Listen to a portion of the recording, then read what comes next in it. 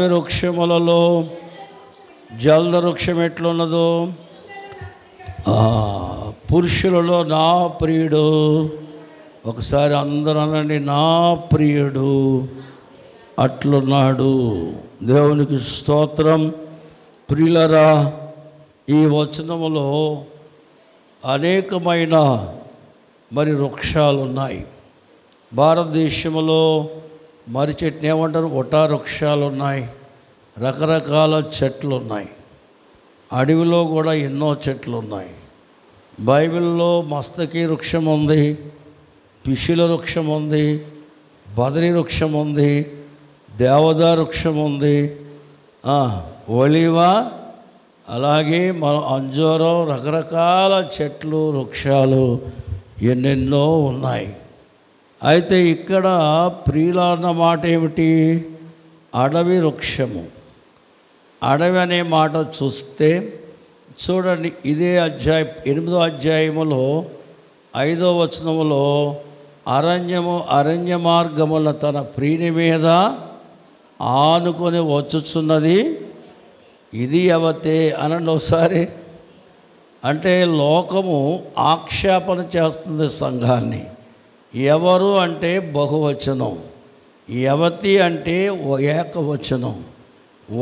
వరుడు ఒక్కడే, వరుడు వధువు నొక్కటే గనుక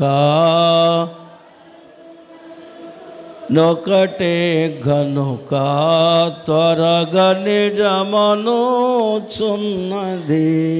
త్వరగలో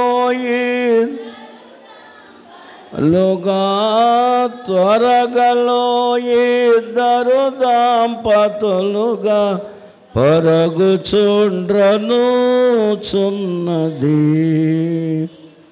బ్రతుకను నిరుకను.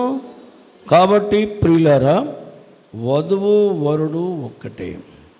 కాబట్టి ప్రియురాలు అరణ్యము అంటే లోకములో ఆదాము చేసిన పాపమును బట్టి మానవుని జీవితము శ్రమల పాలైపోయింది.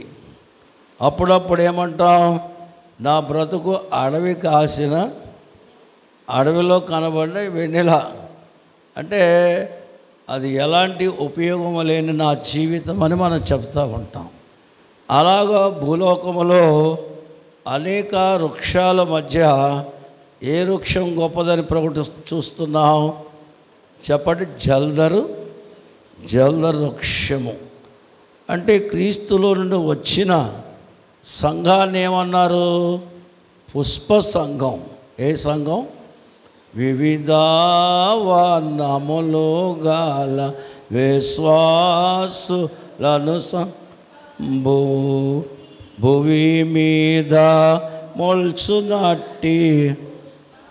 భూమి మీద మొలిచినట్టి అంటే ఏ రోజుకు ఆ రోజు అనేక రకాల పువ్వులు ఉన్నాయి, అనేక రంగులు ఉన్నాయి, అనేక సువాసనలు ఉన్నాయి.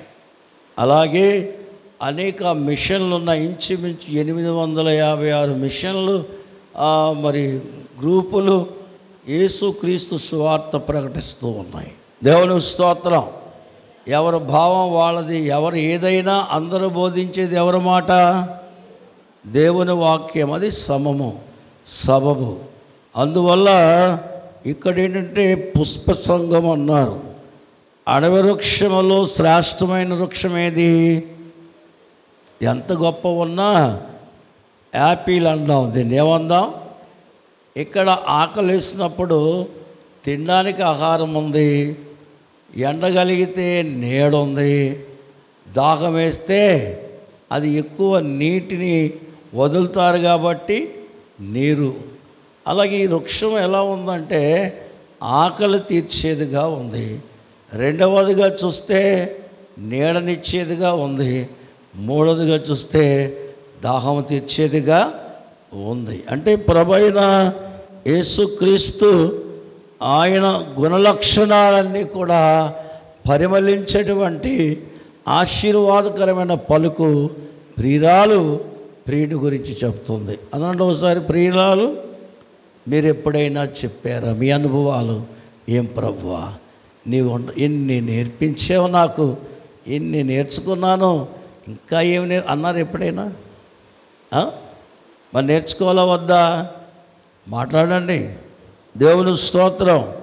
ఎఫ్సి 5:2 ఏముంది చెప్పండి? మనము పరిమళ సువాసనగా ఉండడానికి తన్ను తానే ఏం చేసుకున్నాడు యేసు ప్రభు?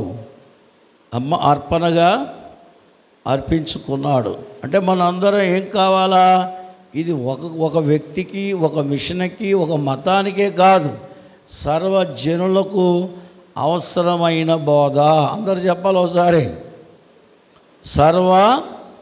చెప్పండరా, అవసరమైన, అందువల్ల క్రీస్తు శ్రేష్టమైన వాడు అనండి. క్రీస్తు చెప్పండి. ఈయన శరీర ఆత్మీయ రక్షకుడు, శారీర సంబంధంగానూ రక్షకుడే. ఆయన సృష్టికర్త కాబట్టి ఆత్మీయంగానేమై ఉన్నాడు? రక్షకుడే. రక్షకానా లో శ్రీ రక్షకానా. ప్రియులరా, 2వ దశలోని పత్రికలో 2వ అధ్యాయము 17వ వచనం చదువుకుందాం. 17వ వచనం ఎవరైనా చదవచ్చు? అమ్మా వదిలే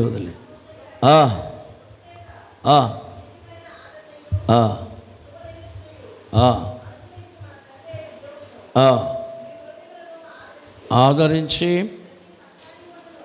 ప్రతి సత్కార్యమందును అది ఆ మాట బాగా చదువమ్మా. ప్రతి సద్వాక్యము. ఏ వాక్యం అనండి. శ్రేష్టం ఎందుకన్నారంటే ఈ వాక్యము సద్వాక్యము కనుక గర్విష్ఠుని మారుస్తుంది, పాపిని మారుస్తుంది, దుర్నీతి పనులు మారుస్తుంది, దిగజారిపోయే మనసు గలవారిని మారుస్తుంది, బద్ధకస్తుల్ని, సోమరితనం ఉన్నవారిని, అందరికీ సరిపోయిన వాక్యం ఏది? సద్వాక్యము. చెప్పండి. దేవుని మాట అన్ని కాలాల్లో. అలాగే చూడండి, ఎన్నో పళ్ళు లోకంలో ఉన్నాయి కదా, కానీ డాక్టర్స్ ఏం చెప్తారు? యాపిల్ పండు తినమంటారు. ఏం తినమంటారు అమ్మా? ఒక ఆయన అమెరికా వెళ్ళాడు, మన ఇండియన్స్. వెళ్ళిన తర్వాత అక్కడ వాళ్ళు యాపిల్ మంచి పెట్టారు. మా దేశంలో మామిడి పళ్ళు ఉన్నాయి, ఇంతకంటే మంచిగా ఉన్నాడంట. సరే, మామిడి పళ్ళు మాకు తెలుసు, మా దేశంలో చిన్న రసాలు ఉంటాయి, నా సామిరంగా అవి తింటే ఎలా ఉంటాయో తెలుసు అన్నాడంట. చెప్పు ఎలా ఉంటాయి చూపించు అన్నాడంట. లేవు అక్కడ. వాళ్ళ పొలం ఉంది, మన పొలం లేదు. నువ్వు చెప్పింది మోసంలో మామిడి పండు తెలుసు కానీ ఏం తెలియదు నాకు, అది ఎలా ఉంటుందో చూపించకపోతే నేను ఇక్కడి నుంచి వెళ్ళనే ఉన్నాడంట ఆ దొరగారు. అప్పుడు ఏం చేశాడంటే, దారంటే వెళ్తుంటే ఒక ఆయన పిలిచాడు. గెడ్డం ఉంది బాగా. బాబు ఒక 10 నిమిషాలు నాకు సాయం చెయ్యి, దొర వదిలిపెట్టట్లేదు నన్ను అని కుర్చీలో కూర్చోబెట్టాడంట. దొరగారికి చెప్పాడు, కొంచెం బెల్లం తెప్పించమన్నాడు, కొంత చింతపండు తెప్పించమన్నాడు. అవి బాగా నానబెట్టి జ్యూస్ చేసి ఆ గెడ్డానికి పూసాడంట. దేనికి అమ్మా? గెడ్డాన్ని పూసాడు. దొరగారిని పిలిచాడు. దొరగారు, మీరు ఇప్పుడు చప్పరించండి అన్నాడంట. దేన్ని? గడ్డం. మీరు చప్పరించండి. నేను చప్పరిస్తున్నాడంట అని. ఎలా ఉందన్నాడంట. నాకు ఇంగ్లీష్లో చెప్పండి, తెలుగులో చెప్తా. పుల్లగా తీయగా ఉంది. ఓ వండర్ఫుల్ అన్నాడంట. ఏమన్నాడు చెప్పండి? అదేనండి మా చిన్న రసం అంటే. దానిలో పీస్ ఉంటుంది, దానిలో జ్యూస్ ఉంటుంది. జ్యూస్ని మీరు ఎలాగైతే పీల్చారో మిగిలిపోద్ది పీసి. ఆ గెడ్డం ఏంటంటే అందులో టెంక్ ఉంటుంది, అది చిన్న రసం మామిడి పండు అన్నారంట. ఏ రసం? అందుకని మీరు ఏది పడుతుంది ఎక్కడ పడి చెప్పకండి, చిక్కులో పడతారు. కొంచెం తెలివైనోడు కాబట్టి తప్పించుకొని వచ్చాడు. అవునా? అందుకని ప్రపంచంలో వాడే ఫలమే చెప్పండి ఎక్కువగా, యాపిల్. చెప్పండి. అందుకు శ్రేష్టమైన ఫలాన్ని ప్రియురాలు వర్ణిస్తున్నట్లుగా ఈ వాక్యంలో చూస్తూ ఉన్నాం. అందుకని అపోస్తుల కార్యాలు 13:26 చదువుదాం. 13:26. అబ్రహాము వంశస్థులారా, దేవునికి భయపడు వారులారా, ఈ రక్షణ చూడండి ఏంటమ్మా ఇది? ఓసారి అనుకున్న వాళ్ళకి వినబడుతుందా? ఈ రక్షణ వాక్యము చూడండి. ఏమన్నారు? ఇది వాక్యం అన్నారా? ఏ వాక్యం ఇది? చాలామంది వ్యాఖ్యానకర్తలు ఉన్నారు, బోధకులు ఉన్నారు, ప్రపంచంలో ఎన్నో బోధలు జరుగుతున్నాయి. కానీ ఈ వాక్యం మాత్రమే రక్షణ వాక్యము. దేవుని స్తోత్రం, హల్లెలూయా. ఇది మీ యొద్దకు వచ్చింది, దేవునికి మహిమ కలుగును గాక. ఆమేన్. కాబట్టి ఇది మీరు స్వీకరిస్తే ఉచిత రక్షణ పొందుతారు. ఆరోగ్యం బాగుపడుతుంది, ఆయుష్కాలం బాగుంటుంది, అన్నీ బాగుండాలంటే మీరు బాగోవాలనే దేవుడి వాక్యం మీ దగ్గరికి తీసుకొచ్చాడు. దేవునికి మహిమ కలుగును గాక. ఆమేన్, ఆమేన్. చూడండి, తిమోతి పత్రికలో కూడా 2 తిమోతి 4:6 చదువుకుందాం. 6 మొదటి తిమోతి 4:2-6 2వ అధ్యాయం 4వ నుండి 6వ వరకు చదువుకుందాం. ఆయన మనుషులందరూ, ఏమంటే అందరూ అనండి ఒకసారి. వాక్యం మీ నోటంటే వస్తే మీకు దీవెనండి అనుమానం, అందుకే అంటాను. అందరూ రక్షణ పొంది సత్యమును గూర్చిన అనుభవ జ్ఞానము గలవారై ఉండవలనని హెచ్చరించుచున్నాడు. దేవుడొక్కడే, దేవుని నరులకు మధ్యవర్తి ఒక్కడే, ఆయనే క్రీస్తు యేసును నరుడు. ఈయన అందరి కొరకు, అందరూ చెప్పండి, ఈయన అందరి కొరకు. అందులో నువ్వు ఉన్నావా అమ్మా? ఉన్నావా? దేశమంతా ఉంది, ప్రపంచమా. ఈయన అందరి కొరకు. ఒకరా ఇద్దరా? దేవునికి స్తోత్రం. ఆయన విమోచన క్రయధనముగా తను తాను సమర్పించుకొనెను. దేవుని స్తోత్రం. సర్వచిత్తాంబు నీదేనయ్యా, స్వరూపమేచు కుమారివే. సర్వచిత్తాంబు స్వరూపమేచు కుమారివే. సరే పైన మంటినయ్యా, సరి అయిన పాత్రం చేయుమయ్యా. సర్వేశ్వరా నిరిక్తుండను, సర్వాదాన్ని సర్వచిత్తము నీదే. దేవుని స్తోత్రం, హల్లెలూయా. అందరిని రక్షించే రక్షకుడు, అందరికీ అవసరమైన రక్షణ అందించువాడు. ఈ వాక్యము మీ దగ్గరకి, ఈ పండు, ఈ యాపిల్ అనారోగ్యమందుకు ఇచ్చినట్లుగా పాపమనే రోగముతో ఉన్నవారికి రక్షణ అనే ఫలం అందించాడు ప్రభువైన యేసుక్రీస్తు. దేవుని స్తోత్రం. అందుకనే ఈయన మనం చూస్తే అందరూ శ్రేష్ఠుడు అనండి యేసయ్యనే. ఒకసారి గట్టిగా అంటే సాతాను కళ్ళు చిట్లిపోతాయి, భయం అన్నాడు, గుండె దాడెక్కిపోద్ది. మీరేమంటే ఈయన శ్రేష్ఠుడు చెప్పండి, ఈయన శ్రేష్ఠుడు. దేవునికి స్తోత్రం, హల్లెలూయా. దేవునికే మహిమ కలుగును గాక. ఇక్కడ చూస్తే ఒకటి మంచి బోధకుడు చెప్పండి. యేసయ్య ఎవరు? మంచి బోధకుడు. ఎందువల్ల అంటే ప్రపంచము నింపబడేది బోధతో. అందుకని ఇశ్రాయేలు జనాంగం ద్వితీయోపదేశకాండం 4వ అధ్యాయంలో 4-5 వచనాల వరకు చూసినట్లయితే, మోయాబు ఎడారిలో మోషే గారు ఇశ్రాయేలుకు బోధ చేశాడు. మర్చిపోయిన బోధ జ్ఞాపకం చేశాడు. ఆ తరంలో వచ్చిన వారు చాలామంది చనిపోయారు కనుక వృద్ధులందరూ చనిపోయి ఉన్న యవనస్తులకు, చక్కగా ఉన్నవారికి రెండవసారి ఆయన సీనాయన తర్వాత ఎక్కడ బోధిస్తున్నాడు? మోయాబు ఎడారిలో. దేవుని స్తోత్రం. అందుచేత ఆయన ఇశ్రాయేలు రక్షకుడు కనుక వారిని కనాను తలంపు తప్ప ఐగుప్తు తలంపు రాకుండా ఉండడానికి వారికి బోధ అవసరం. ఐగుప్తును విడచినట్టి మీరు అరణ్యవాసులే ఈ ధరలో. ఐగుప్తును విడచినట్టి మీరు అరణ్యవాసులే ఈ ధరలో. నిత్య నివాసము లేదిలలోన నేత్రాలు కానను పైన. మాకు అప్పుడు మైకులు లేవు, మంచి యవన కాలం ఉన్నాం. మేము ఇక్కడ పాడితే 7 రోడ్ జనకి వినబడేది.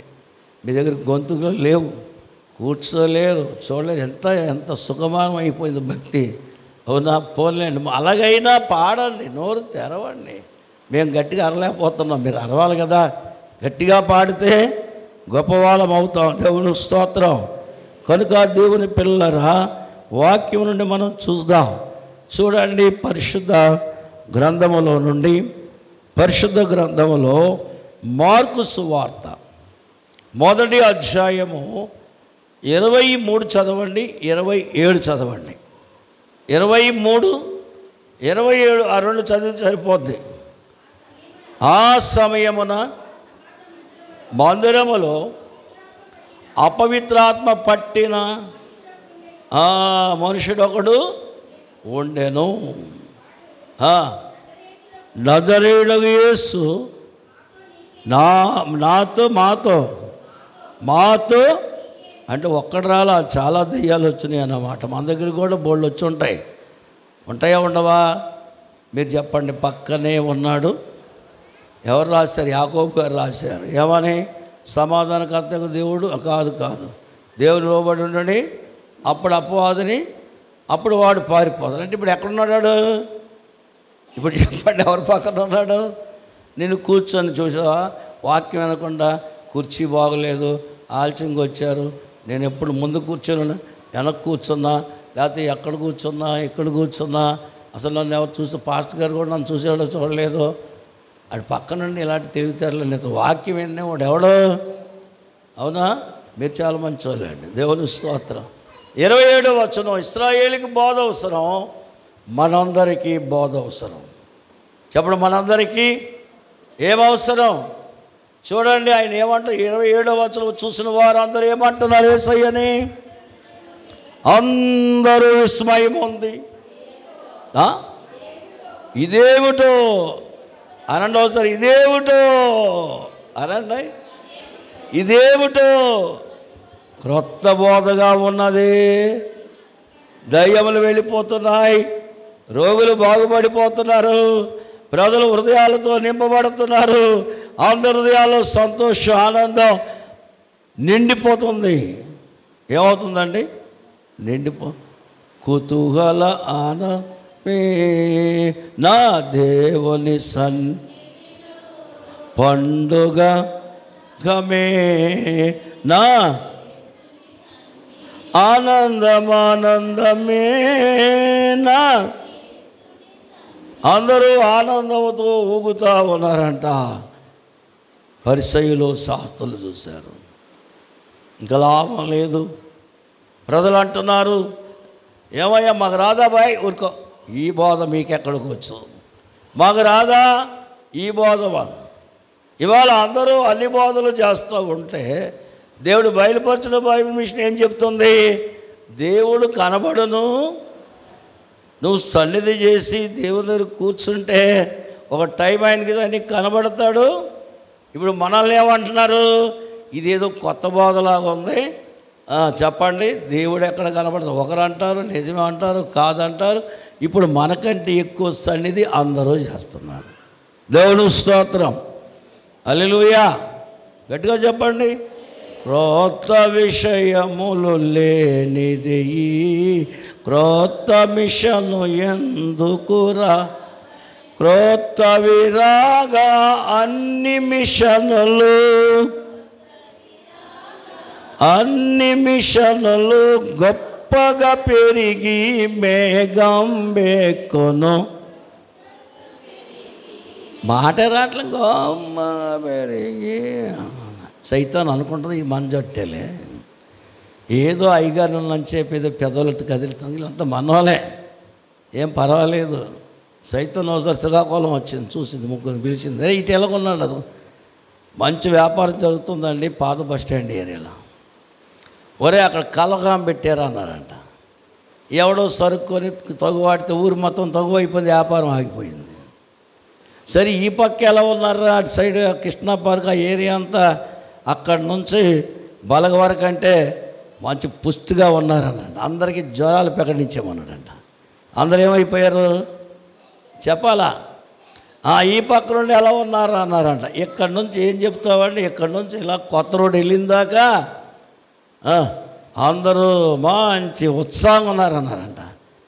అందరి మీద దెయ్యాల పండుగ చేయమన్నారంట. ఇప్పుడు పట్టణం ఏమైంది? కలహాలు, చెప్పండి ఏం జరుగుతున్నాయి? రోగాలు, కష్టాలు, జ్వరపీడితులు అందరూ బలహీనమై. అప్పుడు చప్పట్లు కొట్టిందంటే ఎవరు? ఈ పట్టణం మందేరా అన్నారంట. ఇక్కడ ఉన్న వాళ్ళకి ఎంతమందికి వ్యాధున్నా దాని గురించి చింత లేదు. అసలు నా మీదకి ఎందుకు వచ్చింది ప్రభు అని రోషం లేకపోవడం వల్ల సాతాను ఎక్కడ ఉంటుంది? నిన్నే జ్ఞాపం చేత నేనున్నానులే అని. అంచేత పక్కనే ఉన్నాడు. కొత్త విషయములు లేనిదే. కొత్త విషయములు అంటే హృదయశుద్ధి గలవారు ధన్యులు, వారు దేవుని హృదయశుద్ధి చేసుకోగలిగితే, మనం దేవుని చూడగలిగితే అపవాదికి చోట్లేదు, సాతానికి చోట్లేదు. ఈ అనుభవం అన్ని మిషన్లకు రావాలా, మన మిషన్కే రావాలా? గట్టిగా చెప్పండి. మన బైబిల్ మిషన్ చాలామంది బోర్డు రాసి చూపిస్తున్నారు. బ్రతుకు ద్వారా చూపించాలి. బోర్డు బైబిల్ మిషన్ మాది కాదు. ఇలాంటి మంచి చక్కని బోధల ద్వారా కొత్త జీవితం, కొత్త అనుభవాలు, కొత్త దర్శనాలు, ప్రత్యక్షతలు, మరి సంపూర్ణమైనటువంటి దర్శన ప్రత్యక్షత, ప్రవచనాత్మకమైన మనసుతో మీరు కనబడినప్పుడు ఆనందిస్తాడు యేసయ్య. దేవుని స్తోత్రం, హల్లెలూయా. దేవునికి మహిమ కలుగును గాక. చూడండి 10:38 చదువుదాం. యోహాను సువార్తలో 10:38, 10వ అధ్యాయము 38వ వచనాన్ని మనం చదువుకుందాం. ఈ వచనం ఇవాళంతా పూర్తి చేయలేం కానీ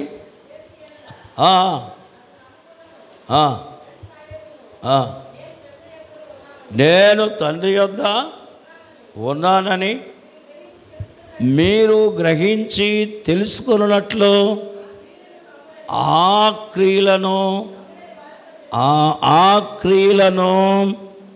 ఆయన బోధించిన బోధన బట్టి జరుగుతున్న కార్యాలను నమ్మండి. దేవుని స్తోత్రం, హల్లెలూయా. కాబట్టి క్రియాపూర్వకమైన కార్యాలు యేసయ్య బోధించాడు, అలాగే కార్యాలు కూడా చేశాడు. అక్కడ ఏమంటాడంటే 36 కిందకు వచ్చినప్పుడు, మీరు దైవములనియు సర్వోన్నతునికు నేనే మీ గ్రంథములో చెప్పలేదా? ఎవనికి వాక్కు వచ్చునో వాడే దైవము. చెప్పండి, ఎవరికి? చెప్పండి అమ్మా. ఎవరికి వాక్యం వచ్చునో వాడు ఏమై ఉంటాడు? దేవుని పనులు దైవం అంటే దైవం. చెప్పండి, దాన్ని కూర్చొని మఠం వేసుకొని మీరు అందరూ 10 రూపాయలు తెచ్చి నేను ఇక దేవుడిని అయిపోయా చెప్పండి, చెప్పాలా?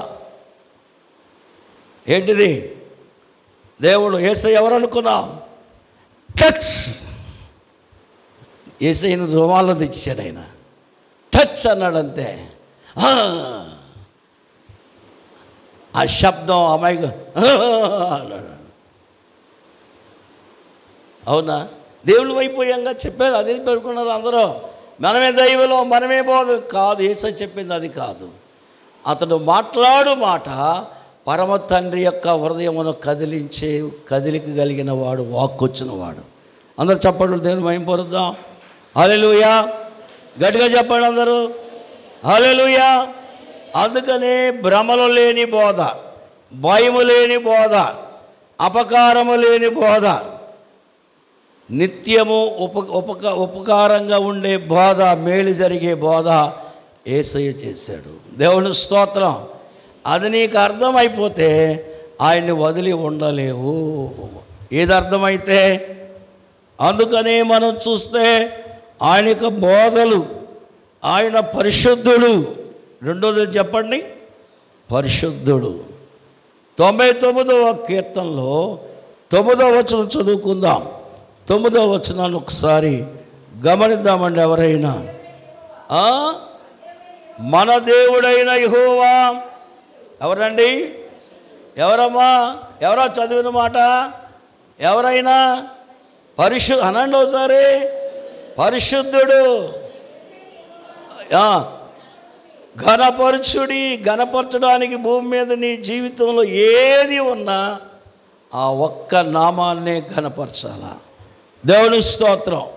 ఈ వచనములో ప్రియురాలకి సాటైన వారు దొరకలేదు గనక తన అనుభవాలను చెప్పుకుంటూ వెళుతుంది, తనకున్న ఆనందం చెప్పుకుంటూ వెళుతుంది. కానీ నీవు నేను ప్రియురాలకు సిద్ధపడిన పెళ్లి కూతురికి సాటైన వారం కాదు. ఆమెకు సాటైన వాళ్ళు క్రీస్తు ఒక్కడే. దేవుని స్తోత్రం.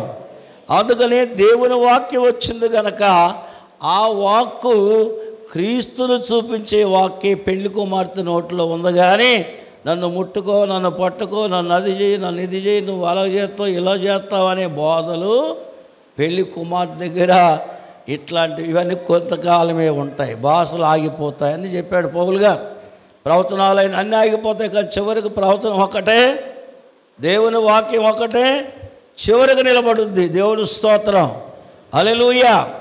కాబట్టి రెండోది పరిశుద్ధుడు అనే మాట 1 సమూయేలు గ్రంథం 15వ అధ్యాయము 29 నుంచి 32 వరకు మనం చూసినట్లయితే సమూయేలు గారు రాస్తున్న మాట మనం చూద్దాం. ఎవరైనా చదివితే. ఇశ్రాయేలు ఆధారమైన వాడు నరుడు కాడండి, ఆయన అబద్ధమాడు. పశ్చాత్తాప అంటే పశ్చాత్తాపం ఎవరు పడతాడు? అబద్ధమాడినోడు ఏం పడాలా? పశ్చాత్తాపడడు. నేను పాపం చేసిందని ఇశ్రాయేలు ఎదుటను నన్ను మంచోడిని చేసేవయ్యా అంటున్నాడు. చూసారా దౌర్భాగ్య స్థితి? నీకు కొంచెం కానికెక్కిస్తాను. అయ్యారు సంఘంలో నేను మంచోడిని ఒక మాట చెప్పాను. ఒరే సంఘం అంతా చూసిందిరా నువ్వు దొంగతనం చేయడం. నేను ఎలా చెప్తానంటే అందులో సగం నీకు ఇచ్చేస్తాను అయ్యారు, ఒకసారి మంచి చెప్పండి. హల్లెలూయా. దేవుని ప్రియులారా, ఒకప్పుడు మన సహోదరుడు నేరస్తుడై ఉన్నాడు, బలహీనుడై ఉన్నాడు, భయపడిపోయాడు, అధైర్యం అయిపోయింది.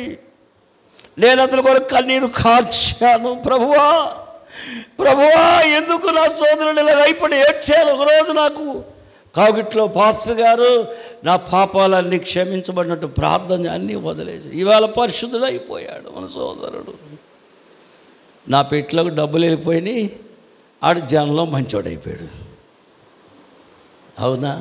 సౌలు గారు చెప్తున్నా, నీకు కొంచెం ఇస్తా లంచం కావాలంటే నా గురించి మంచిగా చెప్పంటాడు. ఇవాళ అనేకులు మీరు కూడా అలాగే చేయకండి, బోధకులని బాధ పెట్టకండి. ఎందుకు మీకు నష్టం? అది బోధకుడికి ఏమి నష్టం? అది నీ వాళ్ళ 10 రూపాయలు. ఎప్పుడు పరిశుద్ధుడిని? నువ్వే పాపాత్ముడు, ప్రతి వారం నువ్వు పాపే. నేను పరిశుద్ధుడినే, నేనెందుకు పాపినవుతా? కృతజ్ఞత కానుక నాకే వస్తుంది, స్వస్థత కానుక నాకే వస్తుంది, దశం భాగం నీకేమొస్తుంది? ఏమొస్తుంది? బ్రతుకు అబ్బని అర్పణ కాదు. నేను అందుకే ఇప్పుడు చెప్తా, దశం భాగం ఇచ్చేవాళ్ళు ముందు మీరు దేవుని న్యాయ విధిని నెరవేర్చండి. అప్పుడు ఇస్తే అది అద్భుతంగా వాడబడుద్ది. లేకపోతే సేవకుడు జబ్బేనవుతాడు, సంఘానికి చెదిరిపోద్ది. సొమ్ము ముఖ్యమా, జీవితం ముఖ్యమా? గట్టిగా చెప్పాలి మరి మీరు అందరూ. అందుచేత సౌలుకు చెప్తున్నాడు, దేవుడు నరుడు కాదు, నాలాంటి వాడు కాదు. ఆయన ఆయన కర్ర తీశాడంటే నీవు ఈపు వాసుద్ది, జాగ్రత్త అని చెప్తున్నాడు. ఎవరు? సమూయేలు గారు. కాబట్టి పరిశుద్ధుడు మన దేవుడు. ఒకసారి చెప్పండి మనవాడితో. నిన్ను తప్పు నుండి తప్పించడానికి ఇష్టపడతాడు, కానీ తప్పు చేస్తే కౌగులించుకోవడానికి ఇష్టపడ్డా ఆయన. తప్పు చేస్తే నీ పాపం నుంచి విడిపించడానికి ఇష్టపడతాడు, కానీ నీ పాపాన్ని కౌగులించుకునే మనసు ఎవరికి లేదు, మాట్లాడట్లేదు. అందుకనే నువ్వు రక్షించబడ్డావు, రక్షణ పొందావు, పాపక్షమాపణ పొందావు. పాపివని నీకెవడు చెప్పెను, పావనుడవై ఉండగను. శాప మరణము రాదు నీకు, చావును జంపిన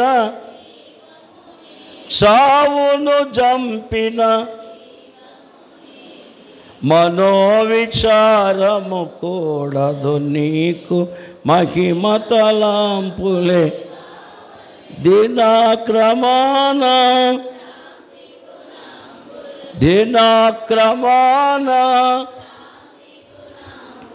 దీనులకి చూచుందును.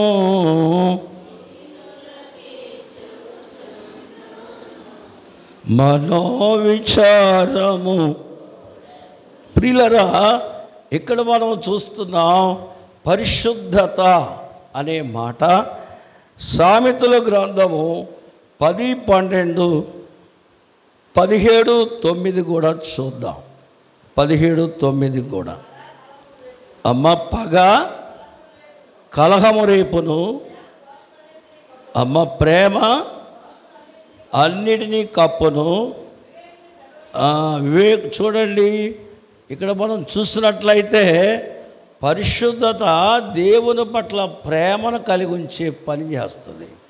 కష్టం వచ్చినా నష్టం వచ్చినా నా దేవుడు గొప్పవాడే, చివరి దాకా దీర్ఘశాంతముతో ఆలోచించే మనసు ఎవరిస్తారు? దేవుని దగ్గర వచ్చే మనసు. ఈ మనసు కలిగిన సంఘము పరిశుద్ధతను కలిగి పరిశుద్ధతను వృద్ధి చేసుకొని ప్రభు ముందు నిలబడింది. అలాగే సమాజంలో నిలబడింది. సమాజంలో ఇచ్చే సాక్ష్యం ఏమిటంటే నా దేవుడు పరిశుద్ధుడు అనండి. అందుచేత నాకు ఎవరి వల్ల కలిగింది పరిశుద్ధత?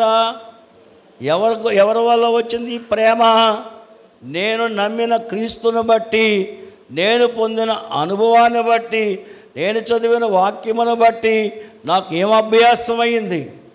పరిశుద్ధత అభ్యాసమైంది. 17:9 కూడా చూసినట్లయితే 17:9 ప్రేమను వృద్ధి చేయగోరువాడు అమ్మ ఏం దాస్తాడట? తప్పిదములు దాచిపెట్టెను,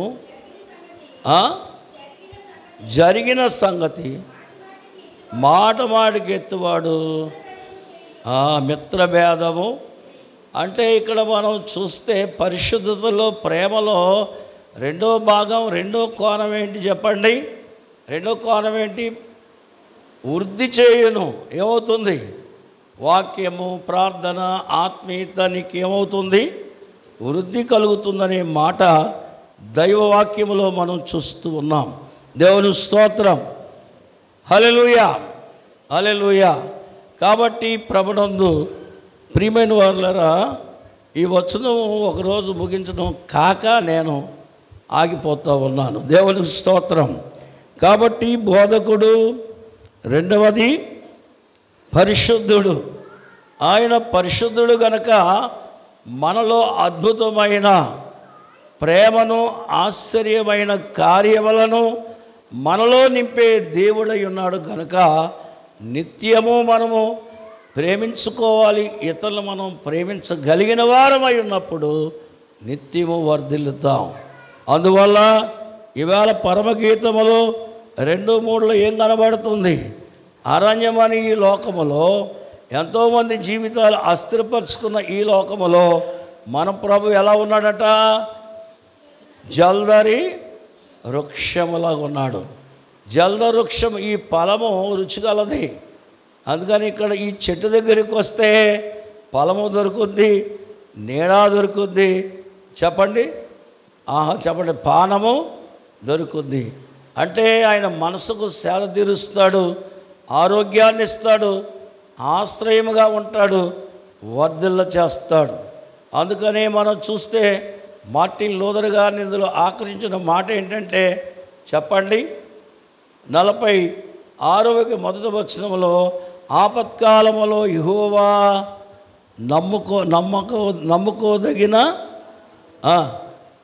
నమ్ముకోదగిన సహాయకుడు. అంతేనా? ఇంకా లేదా? దేవుడు మనకు 2వ వచనం మనకు ఆశ్రయమును దుర్గమునై ఉన్నాడు. ఆపత్కాలములో రైట్. దేవునికి స్తోత్రం. ఇవాళ మనకి దుర్గము బలము అనే మాట మరి మనం చూసినట్లయితే బార్టిల్ లోదర్ అనే ఈ పెండ్లి కుమార్తె ఎవరి నీడలోకి వచ్చింది? ఆయన దీనుడై ఉన్నాడు. ఎలా ఉన్నాడు? దావీదు దీనుడు. ఆకాశమందు నీవు తప్ప నాకెవరున్నారు అన్నాడు. భార్యలు, పిల్లలు, కుటుంబం ఎవరి మీద అనుకున్నాడు? గట్టిగా చెప్పండి.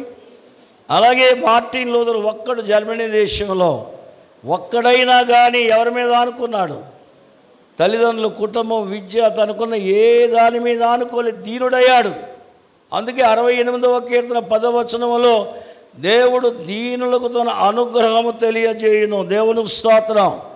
మార్టిన్ లూథర్ మీద దేవుని అనుగ్రహం వచ్చింది కనుక ఈ ప్రపంచం అంతా కదిలించే గొప్ప వాక్యమును ఆయన బయటికి తెచ్చాడు. దేవుని స్తోత్రం. కాబట్టి పరిశుద్ధతలో ఒక భాగము ప్రేమ అయితే మరొక భాగము దీనత్వము. చెప్పండి, ఏమై ఉంది చెప్పాలా? దేవునికి స్తోత్రం. అందులో పరిశుద్ధతలో మరొక భాగము ఉత్సవము. చెప్పండి, ఏముండాలా? రోజు పండగే. 1 రోజా 2 రోజులా? గట్టిగా చెప్పాలా? రోజు ఏమై ఉన్నాం మనం? పండగ. దావీదు కీర్తనలో 5వ కీర్తన 11వ వచనంలో చూడండి, యెహోవాను ఆశ్రయించువారు సంతోషించెదరు. ఎవరిని ఆశ్రయిస్తే? గట్టిగా చెప్పాలా మరి? ఈ వృక్షము లేక క్రీస్తుని ఆశ్రయిస్తే వారు ఎల్లప్పుడూ ఆనందధ్వని చేయదు. అంతేనుందా? నీవే వాని కాపాడుదువు, వారు నిత్యమును, అందరూ చెప్పాలి, నిత్యమును ఆనందధ్వని చేయను. దేవునికి స్తోత్రం. హల్లెలూయా. పిచాచి పూర్ణ బలము నాతో పెనుగులాడ జడియను. నశించు శత్రుగణము దేవుని ఆజ్ఞ వలన మడియను. అభయం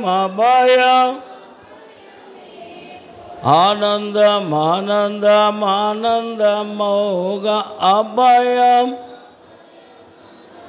అందుచేత దేవుని పిల్లలారా, ఈ పెండ్లి కుమార్తె అనే సంఘము ఈ చెట్టు లేక క్రీస్తుని ఆశ్రయముగా తీసుకుంది. క్రీస్తు దగ్గర దీనత్వము, ప్రేమతో నింపబడింది. ఈవేళ ఆనందిస్తూ ఉంది. దేవునికి స్తోత్రం. అందుచేత మనందరము పెళ్లి కుమార్తె వలె ఆనందించాలి. మీకు ఒక్క మాట జ్ఞాపం చేసుకోవాలి ఎప్పుడు మీ మనసులో. ఎందుకంటే భూలోకములో ఎవరైనా నీకు సాటి కారు. నీకు అంటే గర్వం కాదు ఈ మాట. నీ భావాలు అందుకొని జవాబు ఇవ్వడానికి ఒకే ఒకడు ఆయన ప్రభువైన ఆయనతో ఎవరు ఇక్కడ మనకు సమమైన వారు ఉన్నారా? నాకు ఒకరోజు ఒక వాక్యము అర్థం కాక ఒక ఆయనకి ఉత్తరం రాస్తున్నా, పెద్ద ఆయనకి. అయ్యా నాకు రాస్తూ అడ్రస్ అక్కడ పెట్టేసి అడ్రస్ అక్కడ పెట్టి ఇంట్లోకి వెళ్ళి మంచినీళ్ళు తాగి చిన్న ఎందుకు ప్రార్థన చేసుకున్నా. ఒక స్వరం వినబడుతుంది, విశ్వాసరావు ఆయన నేను చెప్పినట్టు ఆయన నీకు చెప్తాడా? అవును కదా, ఎవరు చెప్తారు? సరే, అదే వాక్యం ఆ రోజు ఆదివారం నాడు వర్తమానం చెప్తే అది కొత్తగా అందరూ ఆశ్చర్యపోయారు. నీకెంత వయసు, నీ సీనియర్టీ అంటున్నారు, కానీ ఇచ్చింది ఎవరు చెప్పాలా? ఏ నరుడు, ఏ గొప్ప తెలివైన వాడు, ఎన్ని వరాలు ఉన్నవాడైనా యేసుతో సమానం కాదు. నీ రక్షకునితో సమానము. అందుకని నువ్వు ఎవరినాడు, అందుకే దేవదాసు గారు ఏమి నేర్పి ఆయన మీతో చెప్పినది అని చెప్తాడు ఖచ్చితంగా. ఆ నమ్మకమే మనకు ఉండాలి. దేవుడు దీవించునుగాక. వచ్చే వారం మిగతా వచ్చిన ధ్యానం చేద్దాం. దయానిధివైన తండ్రి, వందనాలు స్తోత్రాలు చెల్లిస్తూ ఉన్నాం. నీ మహాకృప చేత వచ్చిన బిడ్డలను ఆశీర్వదించండి, నీ వాక్కుతో నింపమని అద్భుతగరుడైన యేసు నామమున అడుగుచున్నాం పరమ తండ్రి. ఆమేన్.